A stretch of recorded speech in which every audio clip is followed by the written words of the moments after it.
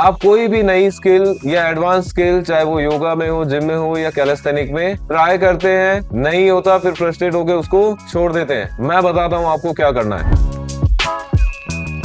ये प्रॉब्लम कई लोगों के साथ होती है कि वो कोई भी एडवांस स्किल ट्राई करते हैं, बहुत सारे अटेम्प्ट देते हैं उसमें, फिर सोच लेते हैं कि मुझसे होगा ही नहीं और उसको छोड़ देते हैं। तो एक चीज, एक वर्ड आपको समझना होगा, एक टर्म, प्रोग्रेशन। दोस्तों, प्रोग्रेशन को आपको समझना बहुत जरूरी है कि किसी भी स्किल में, किसी भी मूव में आपको स्टेप बाय स्टेप प्रोग्रेस लेना होगा। फॉर एग्जाम्पल हम लोग देखें, मैंने कई लोगों को देखा है कि उनसे अभी पुशअप्स नहीं लगते या बहुत मुश्किल से वो 1 2 3 पुशअप्स लगा पाते हैं और वो ट्राई करते हैं डायरेक्टली हैंडस्टैंड पुशअप्स के लिए, दूसरों को करता हुआ देख के वो एडवांस स्किल ट्राई करना चाहते हैं। तो आप पहले ये समझिए कि उसकी बेसिक रिक्वायरमेंट क्या है। आप अगर नॉर्मल पुशअप ही नहीं लगा पा रहे हैं, अगर आपकी आर्म स्ट्रेंथ नहीं है, तो आप एडवांस पुशअप या हैंडस्टैंड पुशअप्स कैसे लगा पाएंगे। इसीलिए आपको दो चीजें, कि एक तो प्रोग्रेशन समझना होगा स्टेप बाय स्टेप एक्सरसाइज का, दूसरी चीज कि जब तक आप बेसिक को मास्टर नहीं कर लेते, देखिए अनलॉक करना एक चीज है और उस चीज को मास्टर करना दूसरी चीज है। सपोज आपने आज पुशअप लगा लिए, आज आपने 2 3 पुशअप लगा लिए, तो आप बोलेंगे कि अब मैं नेक्स्ट स्टेप पे बढ़ सकता हूँ? नहीं, आप उसको पहले बहुत सारा प्रैक्टिस कीजिए, बहुत सारे उस पर रिपीटेशंस लगाइए, बहुत सारे वेरिएशंस ऐड कीजिए। तो जब आप उस मूव को मास्टर कर लेंगे, फिर आप पाइक पुशअप पे स्विच हो सकते। पाइक पुशअप आपने मास्टर कर लिए, उसके बाद में आप जो है